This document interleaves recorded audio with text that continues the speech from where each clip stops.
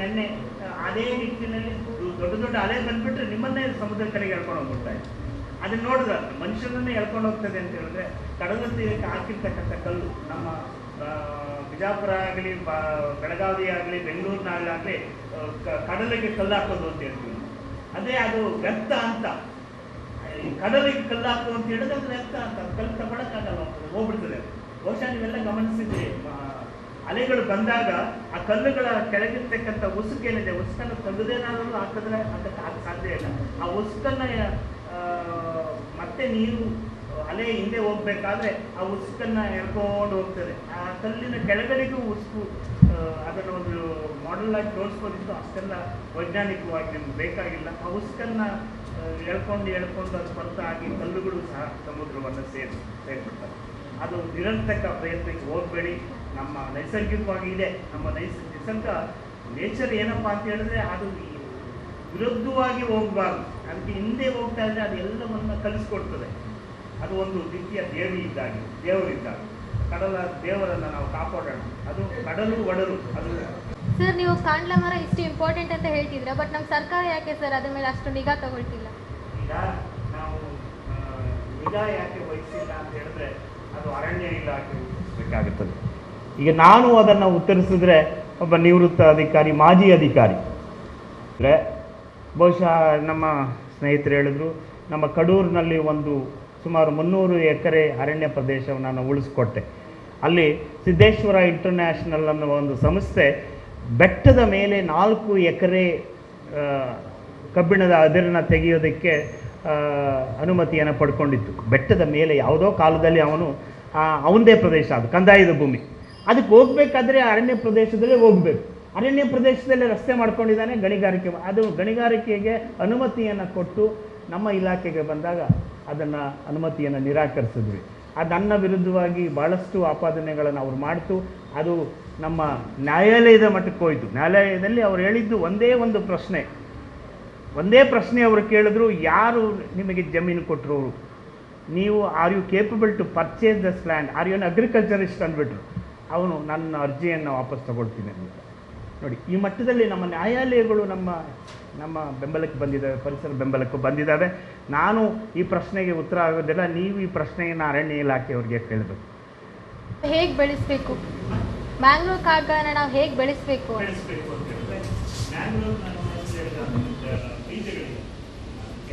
ಈಗ ನಮ್ಮ ಉದಾಹರಣೆ ಪ್ರದೇಶದಲ್ಲಿ ಮಾಡಬೇಕು ಅಂತ ಹೇಳಿದ್ರೆ ಮೊದಲು ನಾವು ಸರ್ವೆ ಮರಗಳನ್ನು, ಅದು ಗಾಳಿ ಮರಗಳನ್ನು, ಕಾಂಡ ಮರಗಳು ಬೆಳೆಯುವವರೆಗೂ ಅದರ ರಕ್ಷಣೆಯಲ್ಲಿ ಹೋಗಬೇಕು. ಬೆಳೆದ ನಂತರ ಅದಕ್ಕೆ ಆರ ರಕ್ಷಣೆಯನ್ನು ಬೇಕಾಗಿಲ್ಲ. ಅದು ಒಂದು ರೀತಿಯ ಒಂದು ಕಡೆ ನೆಚ್ಚಿಸಿ ಬೆಳ್ಕೊಂಡು ಹೋಗ್ಬೇಕು. ಆ ವ್ಯವಸ್ಥೆಗೆ ನಾವು ಗಾಳಿ ಮರಗಳನ್ನು ಮೊದಲು ಅದರ ಪ್ರದರ್ಶನೆಗೆ ಇಟ್ಟು, ನೀವು ನೋಡಿದ್ರು ಸಮುದ್ರದಲ್ಲೂ ಸಣ್ಣ ಒಂದು ಕಾಂಡ ಸಸಿ ಬೆಳೆದಿದೆ. ಆ ರೀತಿಯಾಗಿ ಬೆಳೆಸುವ ಪ್ರಯತ್ನಕ್ಕೆ ನಾವು ಹೋಗಬೇಕು. ಸ್ವಲ್ಪ ದಿವಸ, ಒಂದು 2 ವರ್ಷಗಳ ಕಾಲ ನಾವು ಕಾಂಡ ಮರಗಳನ್ನು ಆ ಪ್ರದೇಶದಲ್ಲಿ ಬೆಳೆಸಿದ್ರೆ ಮುಂದೆ ಆ 2 ವರ್ಷಗಳ ನಂತರ ಉಡಾಳ ಪ್ರದೇಶದಲ್ಲಿ ಕಲ್ಲಲು ಬರ್ತಾ ಇದ್ದೀವಿ. ನಮ್ಮ ಜನ ಖುಷಿ ಪಡ್ತಾರೆ, ನಮ್ಮ ಜಮೀನು ನಮ್ಗೆ ಸಿಕ್ತು ಅಂತ ಹೇಳುವ ನಿಟ್ಟಿನಲ್ಲಿ ನಿರ್ಮಿಸುತ್ತಾರೆ. ಕಾಂಡ್ಲವನ ನಾವು ಕಡಲ್ ಕೊರೆತ ಇದ್ದ ಜಾಗದಲ್ಲಿ ಮಾಡಬೇಕು. ನೀವು ನೋಡಿದ್ರಿ ಎಷ್ಟು ಭೀಕರತೆ ಇದೆ ಬಟ್ಟಪ್ಪಾಡಿ ಪ್ರದೇಶ ಅಂತೇಳಿ. ಈಗ ಅಲ್ಲಿ ಸಸಿ ನೆಡಲಿಕ್ಕೆ ಹೋಗುವುದು ಬಿಡಿ, ಅಲ್ಲೊಂದು 10 ಜನ ಬಿದ್ದರೆ ಹೋಗಲಿಕ್ಕೆ ಅಗ್ನಿಶಾಮಕದವರು ಭಯ ಪಡ್ತಾರೆ. ಹಾಗಿದ್ದಲ್ಲಿ ಎಲ್ಲಿ ಕೊರೆತ ಇದೆ ಅಲ್ಲಿಂದ ಎಷ್ಟು ಮೀಟರ್ ದೂರದಲ್ಲಿ ನೆಡಬೇಕು. ಒಂದು ವೇಳೆ ಅಂಥ ಬಂಡೆಗಳನ್ನೇ ಕೊಚ್ಚಿಕೊಂಡು ಹೋಗುವಾಗ ಈ ಚಿಕ್ಕ ಗಿಡಗಳನ್ನು ನೆಡಲಿಕ್ಕೆ ಸಾಧ್ಯನಾ?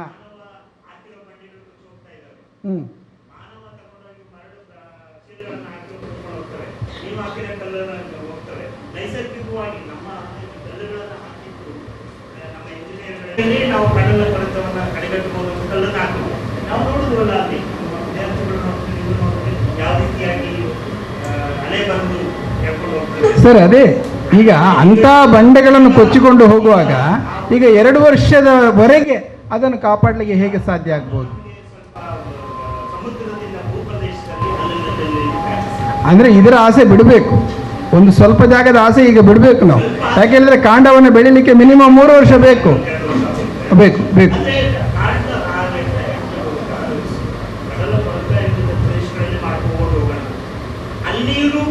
ಪಡಬೇಕು. ನಾವು ಪ್ರಯತ್ನ ಪಡದೆ ಬಿಡಬಾರ್ದು ಯಾವತ್ತೂ ಅಷ್ಟೇ. ನಮ್ಮ ಅಧ್ಯಯನಗಳು ನಾವು ಮಾಡ್ತಾ ಇದ್ರೇನೆ ಆಗೋದು. ಅಲ್ಲಿ ಉಂಟಾಗಿದೆ ಎಳ್ಕೊಂಡು ಹೋಗ್ಬಿಡ್ತದೆ ಅಂತ ಅಲ್ಲಿಂದ ನಡ್ಕೊಂಡು ಬರೋಣ. ಆದ್ರೆ ಈಗ ಅಕ್ರಮ ಗಣಿಗಾರಿಕೆ ಮಾಡೋದಾಗಿ ಆದ್ರೆ ಅಲ್ವಾ, ನೀವು ನೋಡಿದಿರಲ್ವ, ಅಲ್ಲಿ ಮಾಡ್ಕೊಂಡು ಬರೋಣ. ಅದು ಹಾಗೆ ವಿಸ್ತರಿಸ್ಬಿಡ್ತದೆ ಅಂಡವನ. ಒಂದು ರೀತಿಯಲ್ಲಿ ಅದೊಂದು ವೀಡ್ ಅಂತ ಹೇಳ್ತಾ ಇದ್ರು ಹಿಂದೆ. ಅದು ವೀಡ್ ಅಂತ ಹೇಳಿ ಸಿಂಗಾಪುರ್ನವರು ಅದನ್ನು ಗೊತ್ತಾಗ್ತಾ ಇದ್ರಂತೆ. ಅದರ ಇಂಪಾರ್ಟೆನ್ಸು ಈಗ ಗೊತ್ತಾಗಿ ಸಿಂಗಾಪುರ ಯಶಸ್ವಿಯಾಗಿ ಮ್ಯಾಂಗ್ರೋವನ್ನು ನೆಟ್ಕೊಂಡು ಹೋಗ್ತಾ ಇದೆ. ನಮ್ಮ ಚೆನ್ನೈನಲ್ಲಿ ಅಂದ್ರೆ ಬಂದ ಸುನಾಮಿಯಲ್ಲಿ ನಿಮ್ಮ ಮಾಧ್ಯಮದ ಮಿತ್ರರೇ ಅದನ್ನು ಹೇಳಿದ್ದಾರೆ. ಮ್ಯಾಂಗ್ರೋವ್ ಇದ್ದಿದ್ದ ಕಡೆಗೆ ಸುನಾಮಿಯ ಎಫೆಕ್ಟ್ ಕಡಿಮೆ ಆಗಿದೆ, ಅದರ ಆಘಾತ ಕಡಿಮೆ ಆಗಿದೆ. ಅವರು ಹೇಳ್ತಾರೆ ವಾಟರ್ ಬ್ರೇಕ್ ದೊಡ್ಡ ದೊಡ್ಡ ಬಂಡೆಕಲ್ಲು ಹಾಕಿದಾರಲ್ಲ, ಗೌರ್ಮೆಂಟ್ ತುಂಬ ಖರ್ಚು ಮಾಡಿ ಅದು ಹಾಕಿದೆ. ಅದಕ್ಕಿಂತ ಬದಲು ಕಾಂಡ್ಲವನ್ನು ಹಾಕಿದರೆ ನೀವು ಹೇಳಿದಾಗೆ ಕೆಲವು ವರ್ಷಗಳಲ್ಲಿ ತುಂಬ ಇದಾಗಿ ಹೋಗ್ತದೆ. ಅಲ್ಲಿದ್ದ ಜನರು ಕೂಡ ಅದನ್ನು ಕುರಿತು ಅವರು ಯಾಕೆ ಇದು ಮಾಡ್ತಿರಲಿಲ್ಲ. ಮತ್ತು ಈ ದೊಡ್ಡ ದೊಡ್ಡ ನ್ಯೂಸ್ ಇದಿಲ್ಲ, ನ್ಯೂಸ್ ಚಾನೆಲ್ಸ್ ಅವರು ಕೂಡ ಅದರ ಕುರಿತು ಜಾಸ್ತಿ ಇದು ಮಾಡ್ತಿಲ್ಲ. ಯಾಕೆ ಅನ್ನುವ ಕಲ್ಪನೆಯಲ್ಲಿ ನಾವು ಕೂತ್ಕೊಳ್ಬಾರ್ದು. ಇದು ಜನಸಾಮಾನ್ಯರ ಪಾತ್ರವೂ ಅದ್ರ ಮುಂದೆ ಇರ್ತದೆ. ನಾವು ನಿನ್ನೆ ನೋಡಿದ್ವಿ, ಕೆಲವು ಜನ ನಮ್ಮ ಬಂಧುಗಳು ಗಾಳಿ ಮರವನ್ನು ಅವ್ರ ಮನೆ ಮುಂದೆ ನೆಟ್ಟಿದ್ದಾರೆ. ಅವರೇ ನೆಟ್ಟಿರೋದು. ಯಾಕೆ ಅಂತ ಅವ್ರಿಗೆ ಗೊತ್ತಿದೆ, ಈಗ ಗೊತ್ತಾಗ್ತಾ ಇದೆ ಕೊರೆತವನ್ನು ನಿಯಂತ್ರಿಸೋದಕ್ಕೆ ಗಾಳಿ ಮರಗಳ ಪಾತ್ರವೂ ಇದೆ ಅಂತ. ಆ ರೀತಿಯಾಗಿ ಅವರಿಗೆ ಕಲ್ಪನೆ ಮಾಡಿಬಿಟ್ರೆ ಅವರು ಅಲ್ಲಿ ಮ್ಯಾಂಗ್ರೋವ್ ಬೆಳೆಸ್ತಾರೆ ಅಲ್ವಾ. ನಮ್ಮ ಮೀನುಗಾರರಿಗೆ ನೋಡಪ್ಪ, ನಿಮ್ಮ ಮ್ಯಾಂಗ್ರೋವ್ ಕಾಂಡವನಗಳು ನಿನ್ನನ್ನು ರಕ್ಷಣೆ ಮಾಡ್ತಾ ಇದ್ದೇವೆ, ನಿನಗೆ ದೇವರ ಕಾಡುಗಳು ಅಂತ ಹೇಳ್ಬಿಟ್ರೆ ಅವರೇ ಅದನ್ನು ರಕ್ಷಣೆ ಮಾಡೋಕ್ಕೆ ಮುಂದೆ ಬರ್ತಾರೆ.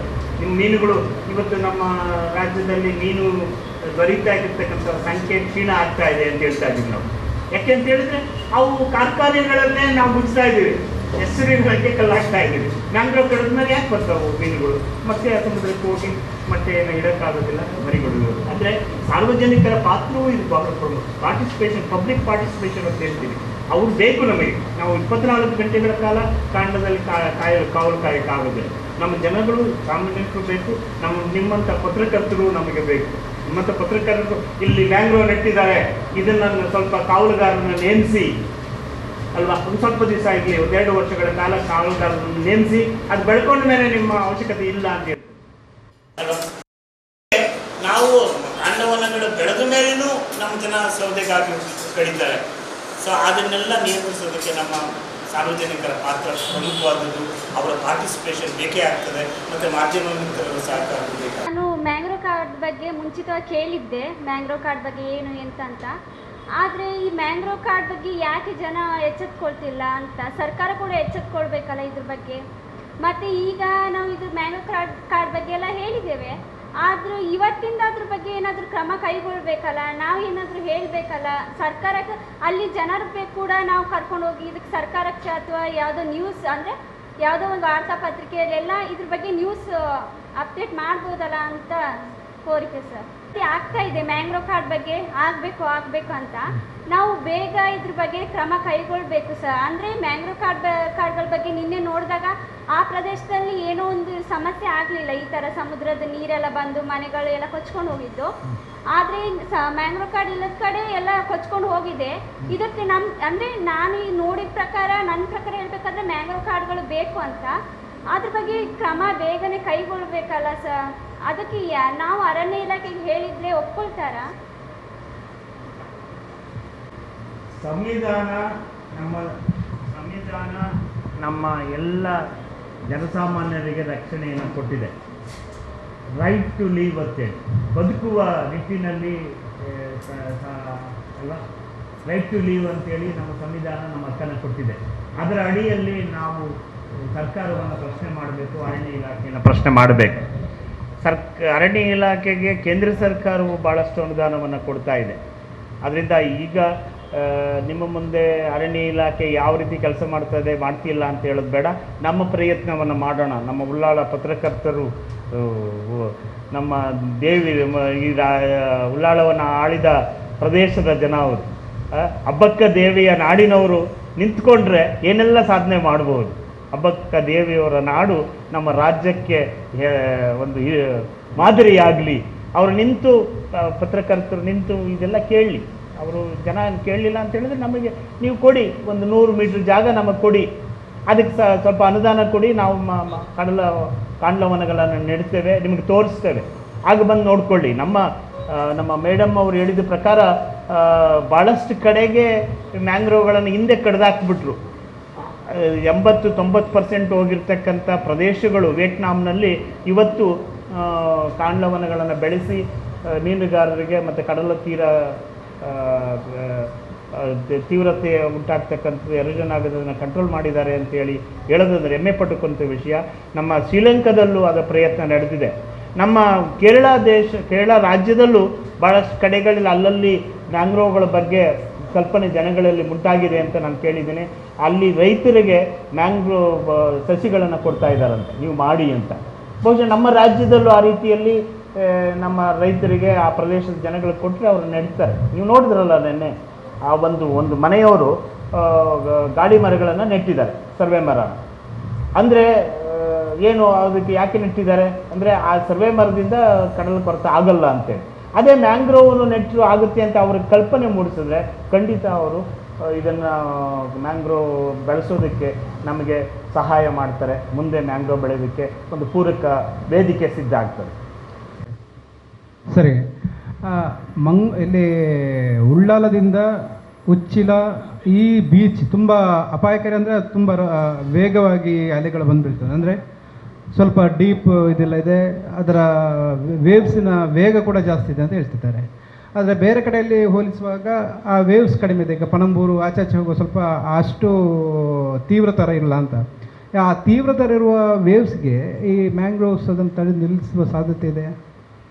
ಅಂದರೆ ಇಲ್ಲಿಯ ಬ್ರೇಕ್ ಅದನ್ನು ನಿಲ್ಲಿಸ್ಬೋದಾ ಅಂತೇಳಿ. ಈಗ ನಾವು ಕೊರತೆ ಏನು ಉಂಟಾಗಿದೆ ಅದು ಪ್ರದೇಶದಲ್ಲಿ ನೋಡೋದು. ಮ್ಯಾಂಗ್ರೋವ್ ಈ ಕಡೆಗೂ ಜಾಗ ಇದೆ, ಮತ್ತು ಭೂಪ್ರದೇಶದ ಕಡೆಗೆ ಎರೋಷನ್ ಆಗದೇ ಇರತಕ್ಕಂಥ ಭೂಪ್ರದೇಶ ಇದೆಯಲ್ಲ, ಅಲ್ಲಿಂದ ನಾವು ಪ್ರಾರಂಭ ಮಾಡೋಣ.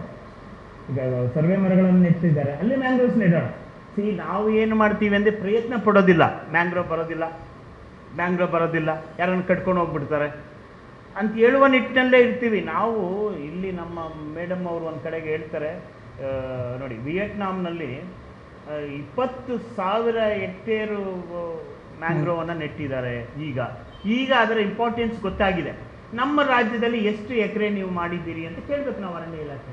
ಇಲ್ಲಿ ಏನು ಮಾಡಬೇಕು ಅಂತ ಅವ್ರನ್ನೇ ಕೇಳಬೇಕು. ನಮ್ಮ ಭೂಪ್ರದೇಶ ಇದೆಯಾ, ಅಲ್ಲಿ ಸರ್ಕಾರದ ಭೂಮಿ ಇದೆ, ಮತ್ತು ನಮ್ಮ ಅಲ್ಲಿ ಕಡಲ ಕಡಿತ ಉಂಟಾಗ್ತಾ ಇರ್ತಕ್ಕಂಥ ಪ್ರದೇಶ ನಮ್ಮ ರೈತರು ಮುಂದೆ ಬರ್ತಾರೆ, ಅಥವಾ ಆ ಪ್ರದೇಶದ ಜನನೂ ಬರ್ತಾರೆ. ನೋಡಪ್ಪ, ಇದು ಮ್ಯಾಂಗ್ರೋವ್ ನೆಟ್ಟರೆ ನಿನ್ನ ಭೂಮಿ ಉಳಿತದೆ, ಇಲ್ಲ ಅಂದರೆ ನಿನ್ನ ಕಡಲೆ ನಿನ್ನನ್ನು ವರ್ಷ ಮಾಡ್ಬಿಡ್ತದೆ. ಅಲ್ಲ, ನಾನು ಹೇಳೋದು ಸಮುದ್ರದ ಅಬ್ಬರ ಇದೆ ಅಲ್ಲ, ಅದು ಹಿಂದೆ ಬರಬೇಕು. ಅಲ್ಲಲ್ಲ, ಅಬ್ಬರದ ಹಿಂದೆ ಭೂಮಿ ಇದೆಯಲ್ಲ. ಹೌದೌದು. ಅಲ್ಲಲ್ಲ, ಈ ಹಿಂದೆ ಒಂದು 15 ವರ್ಷ ಹಿಂದೆ ನಾವು ನೋಡಿದಾಗ ತುಂಬ ಗಾಳಿ. ಅಲ್ಲಲ್ಲ, ನಾನು ನೋಡಿದ್ದೀನಿ ಅದನ್ನು. CRZ 1 ನಾನು ಯಾಕೆ ಓದಿದೆ ಅಂದರೆ, ನಾನು ಯಾಕೆ ಅದನ್ನು ನನ್ನ CZNP ಓದಿದೆ ಅಂದರೆ, ಅಲ್ಲಿ ಮ್ಯಾಂಗ್ರೋವ್ ಇತ್ತು, ಅದನ್ನು CRZ 1 ಅಂತ ಮಾಡಿದ್ದೀವಿ. ನಾನು ನೋಡಿದ್ದೇನೆ. ಅಲ್ಲಿ ರಸ್ತೆ ಇತ್ತು, ಆ ರಸ್ತೆ ಪಕ್ಕದಲ್ಲಿ ಮತ್ತು ಸಮುದ್ರದ ಕಡೆಗೂ ಕಾಂಡವನ ಇತ್ತು, ಹೋಗಿದೆ. ಹೌದು. ಇನ್ನೊಂದು ಗಾಳಿ ಮರ ಇತ್ತು, ಗಾಳಿ ಮರಕ್ಕೂ ಕೂಡ ಕಡಲ್ ಕೊರೆತಕ್ಕೆ ಹೋಗಿದೆ ಅಂತೇಳಿ ನಾನು ಹೇಳೋದು. ಉಳ್ಳಾಳ ವ್ಯಾಪ್ತಿಯಲ್ಲಿ ನಿಮಗೆ ಇಲ್ಲಿ ಇದ್ದಾರಲ್ಲ,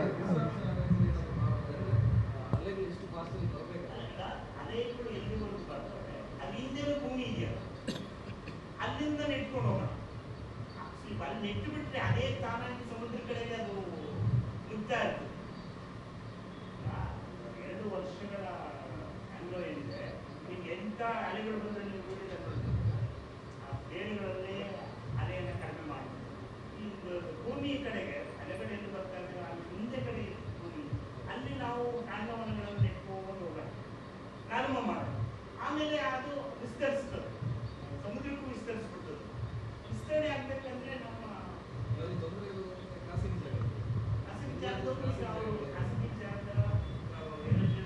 ಹೋಗ್ಬಿಡ್ತದೆ. ಈಗ CRZ ಬನ್ನಿ ಅಂತ ನೀವು ಏನು ಮಾಡೋಕ್ಕಾಗಲ್ಲ ಅಂದ್ರೆ ಬ್ಯಾಂಕ್ ಬಿಡಿ. ಅಲ್ಲ, ಈ ಹಿಂದೆ ಪಬ್ಲಿಕ್ ಪಾರ್ಟಿಸಿಪೇಷನ್, ಜನಸಾಮಾನ್ಯ ಸಹಭಾಗಿತ್ವ ಬಹಳಷ್ಟು ಪ್ರಮುಖವಾಗಿದೆ. ಈಗ ನಾನು ಪದೇ ಹೇಳ್ತಾರೆ, ಸರ್ವೆ ಮರನ ಯಾಕೆ ಗಾಳಿ ಮರ ನೆಟ್ಕೊಂಡಿದ್ದಾರೆ, ಒಂದು ಮನೆಯವರು ಅವ್ರಿಗೆ ಗೊತ್ತಿದೆ, ಅವ್ರಿಗೆ ಆ ಇಂಪಾರ್ಟೆನ್ಸ್ ಗೊತ್ತಿದೆ. ಅವರಿಗೆ ನಾವು ಮ್ಯಾಂಗ್ರೋವನ್ನು ನೆಟ್ಟರೆ ಫಲಕಾರಿ ಆಗ್ತದೆ ಅಂತ ಖಂಡಿತ ಅವರು ಕೊಡ್ತಾರೆ. ಈ ಹಿಂದೆ ನಾವು ಮಾತಾಡಿದ ಹಾಗೆ ಮ್ಯಾಂಗ್ರೋವ್ ಬಂದರೆ ಪ್ರವಾಸೋದ್ಯಮಕ್ಕೆ ಕಷ್ಟ ಆಗ್ತದೆ. ಅಂದರೆ ಅಲ್ಲಿ ಎಲ್ಲ ಗಿಡಗಳು ಬರ್ತದೆ, ಬೀಚ್ ಸಿಗಲ್ಲ ಅಂತ ಒಂದು ಆರೋಪಗಳಿವೆ. ಇದು ಇದೆ ಕೆಲವರ. ಅದನ್ನು ನಾವು ಯಾವುದೇ ಒಂದು ಚಟುವಟಿಕೆ, ಅದೇ ಹೇಳಿದ್ನಲ್ಲ ನಾವು ಸಸ್ಟೈನಬಲ್ ಡೆವಲಪ್ಮೆಂಟ್ ಅಂತಕ್ಕಂಥ ಕಾನ್ಸೆಪ್ಟ್ ನಾವು ಮಾಡ್ಬೋದು. ಅದು ಬೋಟ್ಗಳು ಹೋಗೋದು, ಅದನ್ನು ಕಳೆದು ಬಿಟ್ಟು ಕಾಂಡವನಗಳನ್ನು ಕಳೆದು ಬೋಟ್ ವ್ಯವಸ್ಥೆ ಮಾಡೋದು, ಇದೆಲ್ಲ ತಪ್ಪಾಗ್ತದೆ. ಅತಿರೇಕವಾಗಿ ನಾವು ಪ್ರವಾಸೋದ್ಯಮವನ್ನು ಮಾಡಬಾರ್ದು. ಪ್ರವಾಸೋದ್ಯಮಕ್ಕಿಂತ ಸ್ಥಳೀಯ ಬೇಡಿಕೆಗಳು ನಮಗೆ ಪ್ರಮುಖವಾಗಿರ್ತದೆ. ನಮ್ಮ ಪ್ರವಾಸೋದ್ಯಮವೇ ನಮಗೆ ಕಡಲ ತೀರವನ್ನು ಅರ್ಥ ಮಾಡೋದಕ್ಕೆ ಪ್ರವಾಸೋದ್ಯಮ ಒಂದು ಕಾರಣ ಅಲ್ವಾ? ಮರಳುಗಾರಿಕೆ ಯಾಕೆ ಪ್ರವಾಸೋದ್ಯಮವೂ ಹಾಗೆ. ಪ್ರವಾಸೋದ್ಯಮದಲ್ಲಿ ನಾವು ನಮ್ಮ ಸ್ಯಾಂಡ್ ಡ್ಯೂನ್ಸ್, ಮರಳು ಗುಡ್ಡೆಗಳಿದಾವಲ್ಲ, ಆ ಗುಡ್ಡೆಗಳನ್ನ ನಮ್ಮ ಜನಗಳೇ ಹೋಗಿ ಅಲ್ಲಿ ಏನೇನು ಆಕೃತಿಗಳನ್ನು ನಿರ್ಮಿಸ್ತಾರೆ. ಒಳ್ಳೆಯ ಆಕೃತಿಗಳು ನಿರ್ಮಿಸಿದ್ರೆ ಪರವಾಗಿಲ್ಲ, ಮರಳಲ್ಲಿ ಆಕೃತಿಗಳು ಮಾಡೋದಕ್ಕೆ ಮರಳನ್ನು ಬಳಸ್ಕೊಡ್ತಾರೆ. ಅದೆಲ್ಲವೂ ನಮ್ಮ ಗಿಡ ಉಂಟು, ಮ್ಯಾಂಗ್ರೋ ಗಿಡ ಉಂಟಲ್ಲ, ಅದನ್ನು ನಾವು ಬೈ ಮಾಡಿ ಪಂಚಾಯತ್ ಅವರಿಗೆ ಒಂದು ಅದು ಇನ್ಫಾರ್ಮೇಶನ್ ಕೊಡ್ಬೋದಲ್ಲ. ನಾವು ಈಗ ಆ ಗಿಡವನ್ನು ಒಂದು ಬೆಳೆಸುವ, ಹಂಗಂದ್ರೆ ಜನಸಾಮಾನ್ಯರಿಗೆ ಸೈಡಲ್ಲಿ ಇದಕ್ಕೆ ಪರಿಹಾರಕ್ಕಾಗಿ ಒಂದು, ಈಗ ಕೆಲವರು ರೋಡ್ ಸೈಡ್ ಈಗ ಇದು ಕೊಡ್ತಾರೆ, ಗಿಡಗಳೆಲ್ಲ ಕೊಡ್ತಾರೆ. ಹಾಗೆ ಥರ ಮ್ಯಾಂಗ್ರೋ ಕೊಡ್ಬೋದು. ಅಲ್ಲಿಯ ಜನರ ಹತ್ರ ಹೇಳ್ಬೋದಲ್ಲ ಸರ್, ನಾವು ಅಲ್ಲಿ ಜನರು ಹೇಳಿದ್ರೆ ಈಗ ಜನರು ಪಂಚಾಯತ್ಗೆ ಇದು ಮಾಡ್ತಾರೆ, ಆಗ ಪೋಸ್ಟ್ ಬಿದ್ದಾಗ ಅವರೊಂದು ಇದು ಮಾಡೇ ಮಾಡ್ತಾರಲ್ಲ. ಹೌದು, ನಮ್ಮ ರೈತರಿಗೆ ಅಲ್ಲಿನ ಪ್ರದೇಶದವರಿಗೆ ಮ್ಯಾಂಗ್ರೋವ್ ಬೆಳೆಸೋದಕ್ಕೆ ಅನುಕೂಲ ಮಾಡ್ಕೊಡ್ಬೇಕು. ಹಾಂ, ಈಗ ಹೈಯೆಸ್ಟಾಗಿ ಅಲ್ಲಿಯ ಜನರಿಗೆ ಗೊತ್ತಿಲ್ಲಲ್ಲ ಸರ್. ಮ್ಯಾಂಗ್ರೋವ್ ಅಭಿವೃದ್ಧಿ ಮಾಡಿದ್ವಿ, ಗಾಳಿ ಮರಗಳನ್ನು ನೆಡ್ತೀವಿ, ಇಲ್ಲಿ ಎರೋಷನ್ ಕಡಿಮೆ ಆಗಿದೆ, ಕಡಿಮೆ ಆಗಿದೆ. ಇದನ್ನ ನಾವು ಮುಂದುವರ್ಸ್ಕೊಂಡು ಹೋಗಿ ಸಂಶೋಧನೆ ನಿಟ್ಟಿನಲ್ಲಿ ಜನಗಳಿಗೂ ಗೊತ್ತಾಗುತ್ತೆ, ಮ್ಯಾಂಗ್ರೋವ್ದಿಂದ ಕಡಲ ಕಡಿತ ಆಗೋದಿಲ್ಲ ಅಂತ. ಅವರು ಮಾಡಲ್ಲ ಅಂತ ಹೇಳಿದ್ರೆ ನಮಗೆ ಭೂಮಿ ಕೊಡಿ, ನಮಗೆ ಸಾಕಷ್ಟು ಅನುದಾನ ಕೊಡಿ, ನಾವು ಮಾಡ್ತೇವೆ. ಈಗ ಜನ ನೀನು ಮಾಡಪ್ಪ ನಾನು ಕೊಡ್ತೀನಿ ಅಂತಾರೆ ಅಲ್ವಾ? ಬೆಂಗಳೂರು ಸುತ್ತಮುತ್ತ 155 ಕಿಲೋಮೀಟರ್ ರಸ್ತೆ ನಿರ್ಮಾಣ ಮಾಡಕ್ಕೆ ಹೋದಾಗ ಸಾರ್ವಜನಿಕ ಸಭೆಗಳಲ್ಲಿ ನಮ್ಮ NGOಗಳು ಕೇಳೋದು, ಇಲ್ಲಿ ಮರ ಕಡಿತಾ ಇದ್ದೀರಲ್ಲ ಯಾಕೆ? ರಸ್ತೆ ನಿರ್ಮಾಣಕ್ಕೂ ಆಗಬೇಕು, ರಸ್ತೆ ನಿರ್ಮಾಣ ಮರನ್ನು ಕಡಿಬೇಕಾಗ್ತದೆ. ಆ ಮರ ಕಡಿದಾಗ ನಾವು ಕಾಂಪನ್ಸೇಟರಿ ಅಫಾರೆಸ್ಟೇಷನ್ ಅಂತ ಹೇಳ್ತೀವಿ. ಕಾಂಪನ್ಸೇಟರಿ ಅಫಾರೆಸ್ಟೇಷನ್ಗೆ ನಾವು ಬೇರೆ ಕಡೆ ಭೂಮಿಗೆ ಬೆಳೆಸ್ತೇವೆ ಅಲ್ವಾ? ಆ ನಿಟ್ಟಿನಲ್ಲಿ ಇಲ್ಲೇ ಪ್ರದೇಶ ಇದೆ ಬೆಳೆಸ್ರಪ್ಪ ಅಂತ ಕೇಳೋದಷ್ಟೇ. ಅವ್ರು ಮಾಡಲಿಲ್ಲ ಅಂದ್ರೆ ನಾವು ಮಾಡ್ತೇವೆ, ನಮಗೆ ಅವಕಾಶ ಮಾಡಿಕೊಡಿ ಅಂತ ಕೇಳಿದಾಗ ಯಾರೇನು ಮಾತಾಡೋಕ್ಕಾಗಲ್ಲ. ಈ ಎಷ್ಟು ಕೋಟಿಗಟ್ಟಲೆ ದುಡ್ಡನ್ನು ತಗೊಂಡು ನಾವು ಸಮುದ್ರಕ್ಕೆ ಆಗ್ತಾ ಇರೋದು, ಕೆಲವೇ ಲಕ್ಷಗಳು ಅಷ್ಟೇ. ಭೂಮಿ ಕೊಟ್ಬಿಟ್ರೆ ನಮ್ಮ ಜನ ಅಲ್ಲಿ ಬರ್ತಾರೆ, ನಿಮ್ಮಂಥ ವಿದ್ಯಾರ್ಥಿಗಳು ಬರ್ತಾರೆ, ಒಂದು NSS ಕ್ಯಾಂಪ್ ಅದು ಇದು ಮಾಡೋಣ, ಎಕ್ಸ್ಟೆನ್ಸಿವ್ ಪ್ಲಾಂಟೇಶನ್ ಮಾಡೋಣ, ಜನ ಬರ್ತಾರೆ. ಸಮುದ್ರ ತೀರದಲ್ಲಿ ಕಸವನ್ನು ಎತ್ತೋಕೆ ಜನ ಬರ್ತಿರಲ್ಲ, ಈ ಕಾಂಡವನ್ನು ನೆಡಕ್ಕೆ ಯಾಕೆ ಬರೋಕ್ಕಾಗಲ್ಲ? ಬರ್ತಾರೆ ನಮ್ಮ ವಿದ್ಯಾರ್ಥಿಗಳೆಲ್ಲ. ಆ ಕಲ್ಪನೆ ಪರಿಸರ ಈಗ ಕ್ಲೈಮೆಟಿಕ್ ಚೇಂಜ್ ಅಂತಕ್ಕಂಥ ವಿಷಯದಲ್ಲಿ ಇಡೀ ವಿಶ್ವವೇ ಜಾಗತಿಕ ವಿಷಯವಾಗಿ ಬಂದ್ಬಿಟ್ಟಿದೆ. ಬಹುಶಃ 2040ವರೆಗೆ ಬಹುಶಃ ಉಳ್ಳಾಳ ಇರೋದಿಲ್ಲ. 2040ಕ್ಕೆ ಉಳ್ಳಾಳ 3 ಕಿಲೋಮೀಟರ್ ವ್ಯಾಪ್ತಿಗೆ ಸಮುದ್ರ ವಿಸ್ತರಿಸ್ತದೆ ಅಂತೇಳಿ ಅಧ್ಯಯನಗಳು ಹೇಳ್ತಾರೆ. ಉಳ್ಳಾಳ ಇರೋದಿಲ್ಲ 2040. ನೀವು ಇರ್ತೀರಿ, ನಾನು ಇರ್ತೀನಿ, ಹಾಗೆ ನೋಡೋಣ. ಅಂದ್ರೆ ನಾವು ಮ್ಯಾಂಗ್ರೋವ್ ಇದ್ರೆ ಇರ್ತದೆ ಅಲ್ಲ. ಒಳ್ಳೆಯ ವಿಚಾರವನ್ನು ತಿಳಿಸ್ತಾ ಇದ್ದೀರಾ. ಈಗ ನಮ್ಮ ಉಳ್ಳಾಲ ಕಡಲ ತೀರದಲ್ಲಿ ರೆಸಾರ್ಟ್ಗಳು ಎಲ್ಲ ಇದೆ, ಆಗ್ತಾ ಇದೆ ಒಂದು. ಮತ್ತು ಈ ಥರ ಪ್ರವಾಸೋದ್ಯಮದ ಒಂದು ನೆಪ ಹೇಳಿಕೊಂಡು ಒಂದು ಕಡಲಿಂದ ಆಗುವಂಥ ಈ ಅನಾಹುತ ಕಲ್ಲು ಹಾಕಿದ್ದೇವೆ ನಾವು, ಎಲ್ಲ ಪ್ರಯತ್ನ ಮಾಡಿದ್ದೇವೆ. ನೀವು ಹೇಳಿದಂಥ ವಿಚಾರವನ್ನು, ನೀವು ಹೇಳಿದಂಥ ವಿಷಯದಲ್ಲಿ ನಾವು ಅಲ್ಲಿಯ ಸ್ಥಳೀಯ ನಿವಾಸಿಗಳನ್ನು ಒಗ್ಗೂಡಿಕೊಂಡು ಅವರನ್ನು ಸೇರಿಸಿಕೊಂಡು ಮತ್ತು ಇತರ ಸಂಘ ಸಂಸ್ಥೆಗಳನ್ನು ಸೇರಿಸಿಕೊಂಡು ಈ ಥರ ಒಂದು ಕಾರ್ಯಪ್ರವೃತ್ತರಾದರೆ ನಮಗೆ ಅಲ್ಲಿ ಕಾಂಡವನ್ನು ನಿರ್ಮಿಸಲಿಕ್ಕೆ ಸಾಧ್ಯತೆ ಇದೆ. ಮತ್ತು ಎಷ್ಟು ವ್ಯಾಪ್ತಿಯಲ್ಲಿ ನಾವು ನಿರ್ಮಿಸಬೇಕಾಗುತ್ತೆ ಮತ್ತು ಎಷ್ಟು ಅದಕ್ಕೆ ಬೇಕಾದಂಥ ಬೀಜಗಳನ್ನು ನಾವು ಖರೀದಿಸಬೇಕು, ಈ ಬಗ್ಗೆ ಮುಂದಿನ ಹೆಜ್ಜೆ ಹೇಗೆ ನಾವು ಇಡ್ಬೋದು? ನಾವು ಬೇರೆ ಈಗ ನಮ್ಮ ಸ್ನೇಹಿತರು ಸಸ್ಯಗಳನ್ನು ಕೊಡ್ತಾರೆ ರಸ್ತೆ ಬದಿಯಲ್ಲಿ ನೆಡಕ್ಕೆ ಅಂತೇಳಿ. ಮ್ಯಾಂಗ್ರೋವ್ ಸಸಿಯನ್ನು ಕೊಡಿ ಅಂತ ಕೇಳಿ ನಾನು ಹೇಳಿದ್ನಲ್ಲ, ಕೇರಳದ, ನಾನು ಗೊತ್ತಿಲ್ಲ, ಮುಂದಿನ ದಿನಗಳಲ್ಲಿ ಆ ಕೇರಳ ಪ್ರದೇಶದಲ್ಲಿ ಹೋಗಿ ನೋಡಬೇಕು ಅಂತಿದ್ದೀನಿ. ಅಲ್ಲಿನ ಅರಣ್ಯ ಇಲಾಖೆಯವರು ಕಾಂಡ ಸಸಿಗಳನ್ನು ರೈತರಿಗೆ ಉಚಿತವಾಗಿ ಕೊಡ್ತಾ ಇದ್ದಾರೆ.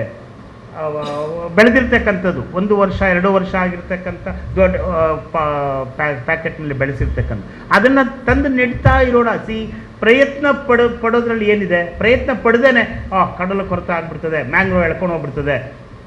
ಸ್ವಾಮಿ, ಮೊದಲು ಭೂಪ್ರದೇಶದಲ್ಲಿ ನೆಡ್ಕೊಂಡು ಹೋಗಿ ಅದು ಬೆಳ್ಕೊಳ್ತದೆ ಅದು ಅಂತ ಹೇಳೋದು ಅಷ್ಟೇ. ಭೂಪ್ರದೇಶದಲ್ಲಿ ಈ ಎಲ್ಲಿವರೆಗೂ ಏರುಬ್ಬರ ಬರ್ತದೆ, ಎರೋಷನ್ ಆಗ್ತದೆ, ಅಲ್ಲಿನ ಹಿಂದೆ ಭೂಪ್ರದೇಶದ ಅಲ್ಲಿಂದ ನೆಡ್ಕೊಂಡು ಬನ್ನಿ. ಅದು ಮ್ಯಾಂಗ್ರೋವ್ ಹಾಗೇ ಸಮುದ್ರವನ್ನು ನುಗ್ತದೆ, ಇದು ನನ್ನ ಪ್ರದೇಶ, ಹೋಗಿ ಹಿಂದಕ್ಕೆ ಅಂತ ಹೇಳ್ತದೆ ಅದು ಅಲ್ವಾ. ಬೇರೆ ಯಾವುದೇ ಸಸ್ಯ ಮರ ಸಮುದ್ರವನ್ನು ಎದುರಿಸೋಕ್ಕಾಗೋದಿಲ್ಲ ಮ್ಯಾಂಗ್ರೋವನ್ನು ಬಿಟ್ಟರೆ. ಸ್ವಲ್ಪ ಮಟ್ಟಿಗೆ ನಮ್ಮ ಸರ್ವೆ ಮರ, ಗಾಳಿ ಮರ, ಕ್ಯಾಜುರಿನಾ ಅಂತ ಹೇಳ್ತೀವಿ, ಮತ್ತು ಕ್ರೀಪರ್ಸ್, ಸಮುದ್ರದಲ್ಲಿ ಸಣ್ಣ ಸಣ್ಣ ಕ್ರೀಪರ್ಸ್ ಬೆಳ್ಕೊಂಡಿದ್ದಾವಲ್ಲ, ಅದು ಮರಳನ್ನು ಹಿಡಿದಿಟ್ಕೊಳ್ತವೆ. ಅದಕ್ಕೆ ನಾವು ಸ್ವಲ್ಪ ಮಟ್ಟಿಗೆ ಇವತ್ತಿನಿಂದ ಕಾರ್ಯಪ್ರವೃತ್ತಿ ಆಗಲೇಬೇಕು. ಇದಕ್ಕೆ ಯಾಕೆ ಸರ್ ಮೀನುಗಾರರು ಇದಕ್ಕೆ ಯಾಕೆ ಪ್ರಯತ್ನ ಮಾಡ್ತಾ ಇಲ್ಲ? ಅವರಿಗೆ ಅಲ್ಲಿ ಮೀನುಗಾರಿಕೆಗೆ ಅಂದರೆ ದೋಣಿಗಳು ಹೋಗಲಿಕ್ಕೆ ಅಲ್ಲಿ ಅವಕಾಶ ಆಗೋದಿಲ್ಲ ಅನ್ನುವ ಅವರ ಕರೆಕ್ಟ್. ಅಲ್ಲಿ ಮರಳ ದಿಬ್ಬಗಳನ್ನು ತೆಗೆದ್ರೆ ನಮ್ಮ ಬೋಟ್ಗಳು ಹೋಗ್ತವೆ. ಮರಳ ದಿಬ್ಬಗಳನ್ನು ತೆಗೆಸಿದ್ರು. ಮರಳ ದಿಬ್ಬಗಳು CRZ ಎಕಾಲಜಿಕಲ್ ಸೆನ್ಸಿಟಿವ್ ಝೋನ್, ಅದು CRZ 1 ಏರಿಯಾ. ನಮ್ಮ ಕಡಲ ಪ್ರದೇಶದಲ್ಲಿ ಮರಳ ಗಣಿಗಾರಿಕೆಯನ್ನು ರದ್ದು ಯಾವುದೇ ವಿಷಯದಲ್ಲಿ ತಗೊಳ್ಬಾರ್ದು. CRZನಲ್ಲಿ ಅದು ಪ್ರಾಹಿಬಿಟೆಡ್ ಆಕ್ಟಿವಿಟಿ. 2022ರಲ್ಲಿ ನಾವು ಒಂದು ಅಧಿಸೂಚನೆಯನ್ನು ಹೊರಡಿಸ್ತೀವಿ, CRZ 1 ಪ್ರದೇಶ ಬಿಟ್ಟು ಮರಳುಗಾರಿಕೆ ಮಾಡಿ ಅಂತ. ಅದು ಯಾರು ಅದರ ಬಗ್ಗೆ ವಿರೋಧ ವ್ಯಕ್ತಪಡಿಸಲೇ ಇಲ್ಲ ಅಲ್ವಾ. ಮರಳು ತೆಗಿತಾ ಹೋದರೆ ನೀವು ಯಾವ ಈಗ ಕಡಲ ತೀರದಲ್ಲಿರ್ತಕ್ಕಂಥ ಮರಳು ಹೋದರೆ ಯಾವುದು ಸಸ್ಯರಾಶಿ ನೀರಿಲ್ಲ, ಮತ್ತು ಕಡಲು ಮುಂದಕ್ಕೆ ಬರ್ತಾ ಇರ್ತದೆ. ಕಡಲು ಮುಂದಕ್ಕೆ ಬರೋದಕ್ಕೆ ನಾವು ಅವಕಾಶ ಮಾಡಿಕೊಡ್ತೀವಿ. ಗಣಿಗಾರಿಕೆಯನ್ನು ವಿರೋಧಿಸಬೇಕು. CRZ high tide line, low tide ಲೈನಲ್ಲಿ ಇರ್ತಕ್ಕಂಥ ಯಾವುದೇ ಕಾರಣಕ್ಕೂ ಅಲ್ಲಿ ಮರಳುಗಾರಿಕೆಯನ್ನು ಮಾಡಬಾರ್ದು. ಅಲ್ಲಿರ್ತಕ್ಕಂಥ ಜೀವಿಕ ರಾಶಿಗಳು, ಬಹುಶಃ ಶ್ರೀಮತಿ ಇಂದಿರಾ ಗಾಂಧಿ ಅವರ ವಿಷಯ ನಾನು ಹೇಳಿದ್ನಲ್ಲ, ನಮ್ಮ ಉಳ್ಳಾಳದಲ್ಲಿ ನಮ್ಮ ಮಕ್ಕಳಿಗೆ ಏಡಿ ತೋರಿಸೋಣ ಅಂದ್ರೆ ಇಲ್ಲೇ ಇಲ್ಲ. ನೀವು ಬನ್ನಿ ನಮ್ಮ ಉಡುಪಿ ಕಡೆಗೆ, ಉಡುಪಿ ಹತ್ರ ಬನ್ನಿ, ಶೆಟ್ರು ಮನೆ ಹತ್ರ ಹೋಗಿ ನೋಡಿ, ಅಲ್ಲಿ ಏಡಿಗಳು ಓಡಾಡ್ತಾರೆ ಅಲ್ವಾ. ಇಲ್ಲಿಲ್ಲ, ಉಳ್ಳಾಳದಲ್ಲಿ ಇಲ್ಲ, ಏಡಿಗಳೆಲ್ಲ ಶೆಟ್ರು ಊರ ಕಡೆ ಹೊಟ್ಬಿಟ್ವು, ಅಲ್ಲಿಗೆ ವಲಸೆ ಹೋಗ್ಬಿಟ್ಟಿದ್ದಾರೆ. ಈಗ ಮತ್ತೆ ಅಲ್ಲಿಗೆ ಬರಬೇಕು ಅಂತ ಹೇಳಿದ್ರೆ ನಮ್ಮ ಕಾಂಡವನಗಳು ಬರಬೇಕು. ಸರ್, ಈಗ ಕೆಲವು ಕಡೆ ಕಡಲು ಅಲೆಗಳು ತುಂಬ ಜೋರಿದೆ, ಇಲ್ಲಿ ಅದು ಏನದು ಸೈನ್ಸ್ ಅಲೆಗಳು ಇರಲಿಲ್ಲ. ಎಲ್ಲೋ ಒಂದು ಕಡೆಗೆ ಕಡಲ ಯಾವುದೋ ಪ್ರದೇಶದಲ್ಲಿ, ನಾವು ಆ ಪ್ರದೇಶಗಳನ್ನು ಹೇಳೋದು ಬೇಡ, ಯಾಕಂದರೆ ನಮ್ಮ ರಾಜ್ಯದ 320 ಕಿಲೋಮೀಟ್ರ್ ನಮ್ಮ ಪ್ರದೇಶವೇ. ಅಲ್ಲಿ ನಿಯಂತ್ರಿಸೋಣಕ್ಕೆ ಹೋದೆ, ಇದು ಸಿ ಅಂತಕ್ಕಂಥ ಒಂದು ಏನು ಮೆಕಾನಿಸಮ್ ಇದೆ, ಅಲೆಗಳನ್ನು ಯಾವುದೇ ಸ್ಟ್ರಕ್ಚರನ್ನು ಕಟ್ಟಿದ್ರು ಅದು ಇರೋದಿಲ್ಲ. ಇನ್ನೊಂದು 25-26 ವರ್ಷಕ್ಕೆ ಆ ಸ್ಟ್ರಕ್ಚರ್ ಹೋಗಿರ್ತದೆ. ಆ ಸ್ಟ್ರಕ್ಚರ್ ಕಟ್ಟಿರೋದ್ರಿಂದ ಅಲ್ಲಿ ಬರ್ತಕ್ಕಂಥ ಅಲೆಗಳು ಈ ಕಡೆಗೆ ಮುಂದಕ್ಕೆ ಬರ್ತಾ ಇದ್ದಾವೆ. ಅದರಿಂದ ಅದನ್ನು ಬೇಡ ಸ್ವಾಮಿ, ಇದನ್ನು ಮಾಡಿ, ಈ ಮ್ಯಾಂಗ್ರೋವ್ಸ್ ಅಂತ ಕಾಡನ್ನು ನಿರ್ಮಿಸ್ಕೊಂಡು ಹೋಗ್ತಾ ಇರಿ. ಅದು ನಿರ್ಮಿಸಿದ ನಂತರ ಒಂದು 2 ವರ್ಷದ ನಂತರ ಇನ್ನೂ ಕಡಿಮೆ ಆಗ್ತದೆ. ನೀವು ಕಡಲು ಹಿಂದೆ ಹೋಗಿದ್ರೆ ಅಲೆಗಳು, ಅಲ್ಲಿ ಮ್ಯಾಂಗ್ರೋವ್ಸನ್ನು ನೆಟ್ಕೊಂಡು ಹೋಗಿ. ಈಗ ಕೇರಳದಲ್ಲಿ 2 ವರ್ಷದ ಸಸಿಯನ್ನು ಕೊಡ್ತಾ ಇದ್ದಾರೆ ಅಂದರೆ 2 ವರ್ಷ ಸಸಿನ ಅಲ್ಲಿ ನೆಟ್ಬಿಡ್ಬೋದು. ಸುಮಾರು ಒಂದು 15 ದಿವಸ ಕಾಲ ಹಾಕ್ಬಿಟ್ರೆ ಅದು ಬೆಳೆದ್ಬಿಡ್ತದೆ. ಬಹಳ ಒಳ್ಳೆಯ ಸಸಿ ಅದು. ನೋಡೋಕ್ಕೆ ಅದನ್ನು ನಾವೇನಿದೆ ಒಂಥರ ನಾಚಿಕೆ ಸಸಿ ಅಂತ ಹೇಳ್ತೀವಿ ನಾವು. ಅದು ಸ್ವಲ್ಪ ನಾಚಿಕೊಳ್ತದೆ, ಆದರೆ ಅದು ಎಷ್ಟೆಲ್ಲ ಒಂದು ಪರಿಸರಕ್ಕೆ ಪೂರಕವಾಗಿ ಕೆಲಸ ಮಾಡ್ತದೆ ಅಂತ ಹೇಳಿದ್ರೆ ಆಶ್ಚರ್ಯ ಇಲ್ಲ. ಅದರಲ್ಲಿ ಹೋಗ್ಬೋದಲ್ಲ ಅಂತ. ಈಗ ಮ್ಯಾಂಗ್ರೋವ್ಸ್ ಇರುವಂಥ ಪ್ರದೇಶ ಎಲ್ಲಿಯಾದ್ರೂ ಇದೆಯಾ ಅಂತದ್ದು?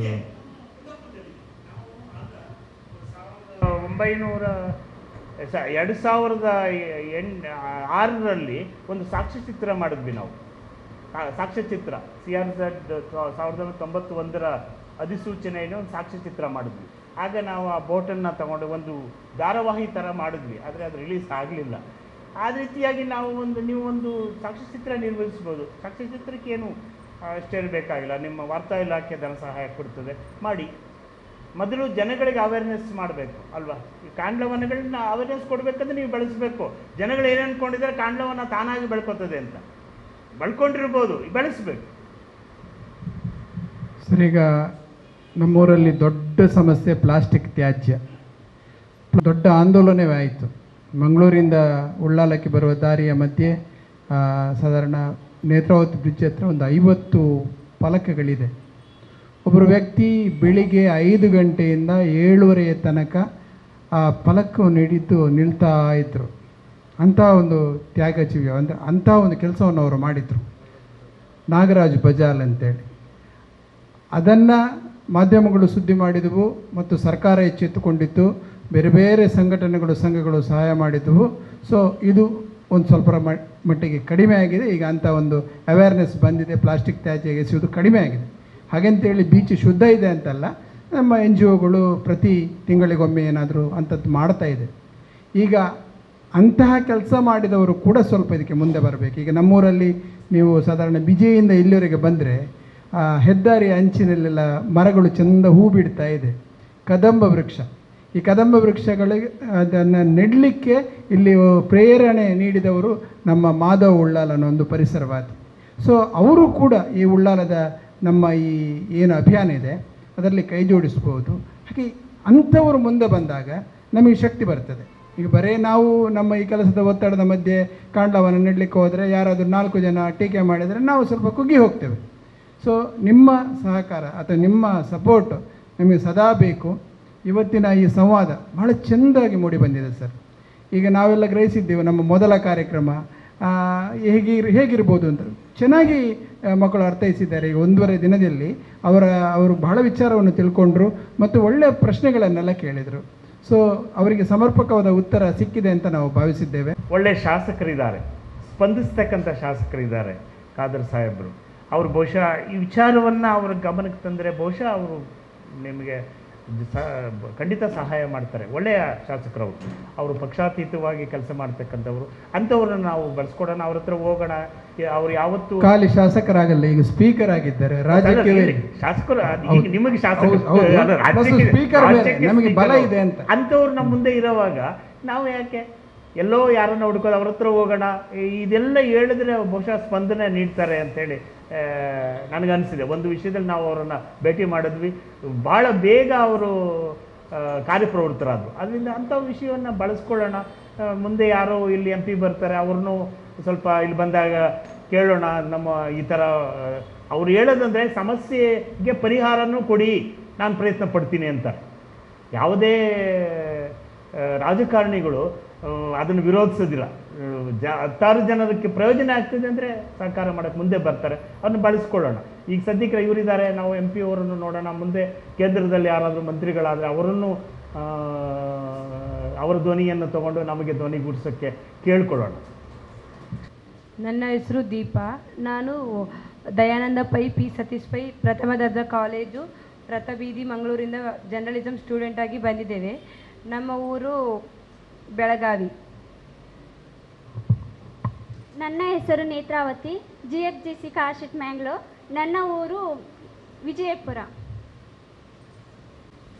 ನನ್ನ ಹೆಸರು Tanushree, GFGC college journalism student, ಮುಡಿಪಿಂದ ಬರ್ತೀನಿ.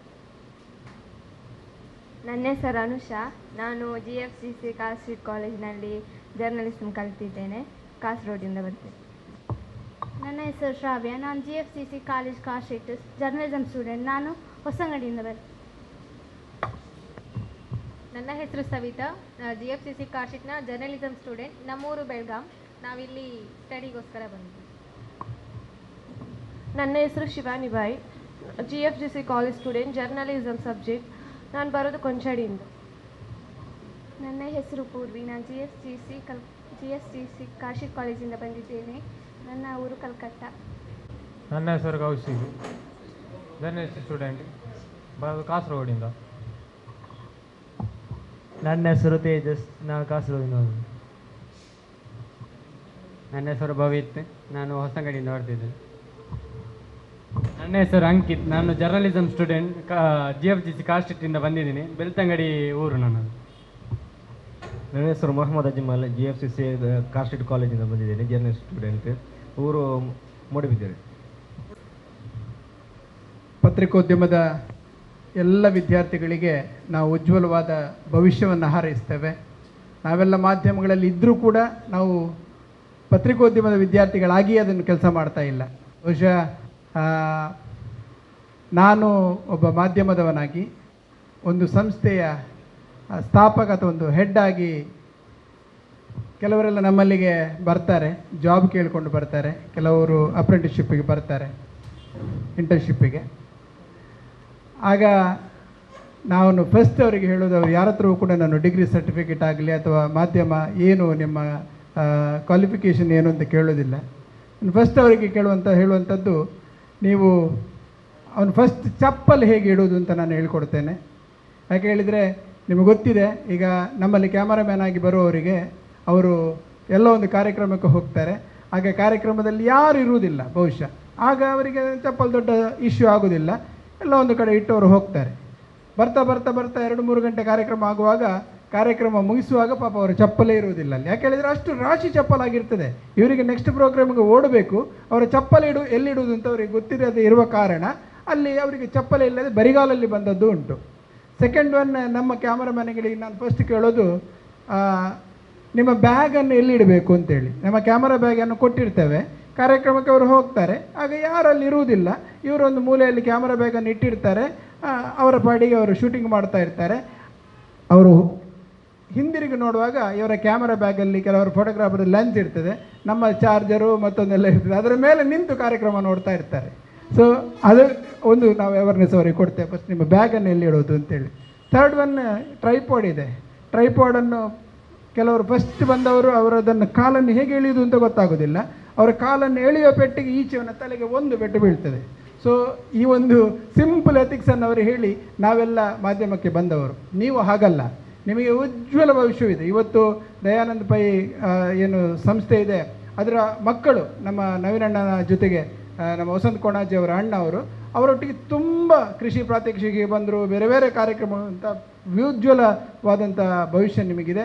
ಸೊ ಇನ್ನು ಮುಂದಕ್ಕೆ ಇದೊಂದು ಕಾಲೇಜ್ ಅಲ್ಲ, ಉಳ್ಳಾಲ ತಾಲೂಕಿಗೆ ಸಂಬಂಧಪಟ್ಟ ಹಾಗೆ ಅಥವಾ ಮಂಗಳೂರು ಇರ್ಬೋದು, ಆದಷ್ಟು ಹೆಚ್ಚು ಜರ್ನಲಿಸಮ್ ಸ್ಟೂಡೆಂಟ್ಸ್ಗಳನ್ನು ನಮ್ಮ ಕಾರ್ಯಕ್ರಮದಲ್ಲಿ ಜೋಡಿಸುವಂಥ ಉದ್ದೇಶ ನಮ್ಮ ಅಧ್ಯಕ್ಷರಿಗಿದೆ ಅಥವಾ ನಮ್ಮ ಬೋರ್ಡಿಗಿದೆ.